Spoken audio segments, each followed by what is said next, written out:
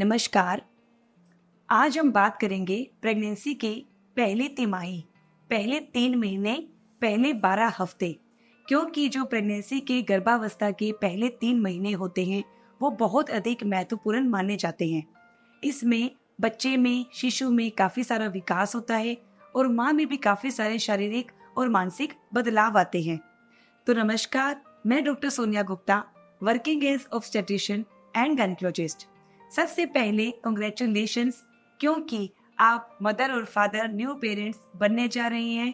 आपके घर में एक छोटा सा नन्हा मुन्ना मेहमान आने वाला है।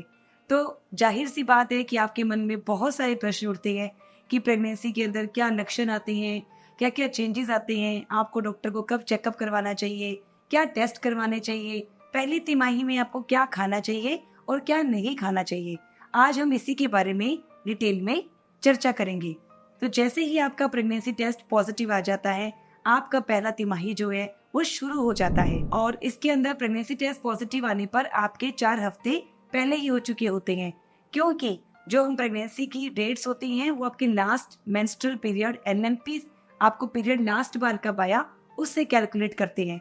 इसलिए आपके जो शुरू के मतलब ओव्यूलेशन के पहले के 15 दिन होते हैं वो भी इसमें ऐड होते हैं, जिसकी वजह से प्रेगनेंसी टेस्ट पॉजिटिव आने पर 4 हफ्ते हो चुके होते हैं। इसलिए हम प्रेगनेंसी के अंदर 40 हफ्ते मानते हैं, मतलब 9 महीने और 7 दिन।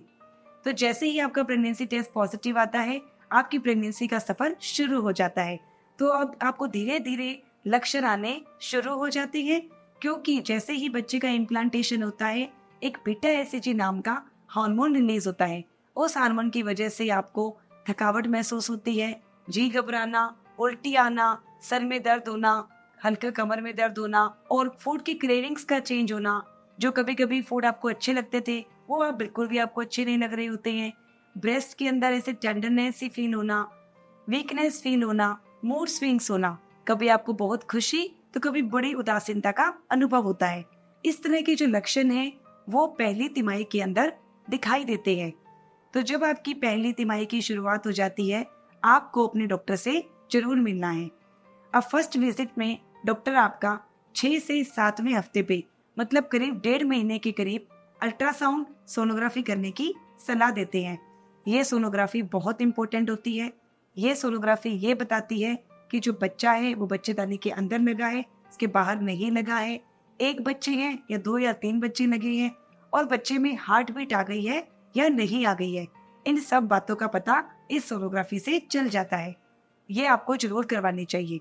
इसके बाद आपको डॉक्टर्स हीमोग्लोबिन, आपका ब्लड ग्रुप और कुछ VDRL, HIV, हेपेटाइटिस, आपका ब्लड शुगर और आपका थायराइड, ये बेसिक जांचें होती हैं जो आपको करवाने के लिए बोलते हैं। क्योंकि यदि कोई बीमारी हमें अभी डायग्नोस होती है प्रेगनेंसी के अंदर अर्ली, तो हम टाइमली उसका ट्रीटमेंट, उसकी दवाइयाँ शुरू कर सके और उससे बच्चे में कोई दिक्कत ना हो। इसके अलावा डॉक्टर्स आपकी अच्छे से हिस्ट्री लेते हैं कि कहीं आपकी पहले से कोई BP, थायराइड, शुगर, एपिलेप्सी मतलब मिर्गी की दवाइयाँ तो नहीं चल रही हैं। क्योंकि यदि कुछ दवाइयाँ चल रही होती है पहले से जो कि प्रेगनेंसी में सेफ नहीं होती है, तो वो हम बंद कर देते हैं और उसकी जगह पे जो दवाइयाँ सेफ होती है वो भी शुरू कर देते हैं।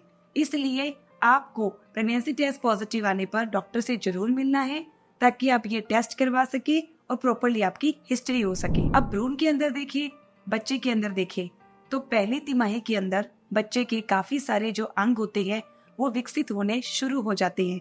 सबसे इम्पोर्टेंट होता है बच्चे की न्यूरल कोड, वो बनना शुरू हो जाती है। उस न्यूरल कोड की वजह से ही बच्चे का ब्रेन, मस्तिष्क बनता है और उसकी रीढ़ की हड्डी बनती है।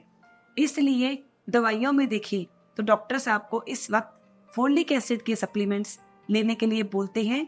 आपको फोलिक एसिड की 5 मिलीग्राम की गोली रोज लेनी है, क्योंकि जो फोलिक एसिड होता है उसकी वजह से बच्चे का ब्रेन का डेवलपमेंट होता है, बच्चे में विकृतियां नहीं आती है। यदि फोलिक एसिड के सप्लीमेंट्स नहीं लेते हैं तो बच्चे में न्यूरल ट्यूब डिफेक्ट होने के, विकृतियां आने के चांसेस रहते हैं। अब ये प्रश्न आता है कि हम खाने में मतलब डाइट में पहली तिमाही में क्या खाएं और क्या चीजें अवॉइड करें। तो आप इस वक्त एक तो अपना हाइड्रेशन अच्छे से रखें, क्योंकि आपको उल्टियां, जी घबराना इस तरह के लक्षण चल रहे होते हैं। तो आप पानी की कमी ना होने दें। आपको सिंपल पानी नहीं अच्छा लगता है तो आप नींबू के पानी की शिकंजी, नारियल का पानी, फ्रूट के जूसेस ये भी ले सकते हो। कुछ भी नहीं अच्छा लग रहा है, बहुत अधिक उल्टियाँ आ रही है, तो आप कोशिश करें हर 2-2 घंटे के अंदर कटोरी चम्मच से आप ग्लूकोज का पानी पिए या फिर मीठा शरबत पिए, जिससे आपके अंदर थोड़ी सी एनर्जी बनी रहे। इसलिए आपको पहली तिमाही में हाइड्रेशन का बहुत अच्छा ध्यान रखना है। दूसरा, इस वक्त आपको एसिडिटी इसकी प्रॉब्लम भी रहती है, इसलिए आप बाहर का खाना और स्पाइसी फूड बिल्कुल अवॉइड करें। जो भी चटर मटर खाने का मन करता है आप घर पर ही बनाएं और उसको एंजॉय करें। इस वक्त आपको कॉन्स्टिपेशन, कब्जे की भी कंप्लेन रहती है, इसलिए आप हरी पत्तेदार सब्जियां जैसे कि लौकी, तोरी, पालक ये जरूर ऐड करें, क्योंकि इनमें बहुत अच्छी मात्रा में फाइबर रहते हैं। और आप प्रोटीन भी अच्छे से लें, जैसे दूध की बनी हुई चीजें हैं, छेना है, पनीर है, सोया, टोफू, आप ये भी ले सकते हैं, क्योंकि प्रोटीन बहुत अच्छा रहता है। जब आपको वॉमिटिंग चल रही होती है, आप अच्छे से खा नहीं पाते हो, तो प्रोटीन डाइट लेना इम्पोर्टेंट होता है।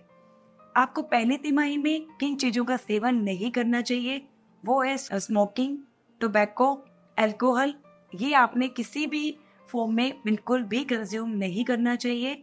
इसके अलावा कैफीन का सेवन आपको कम करना चाहिए।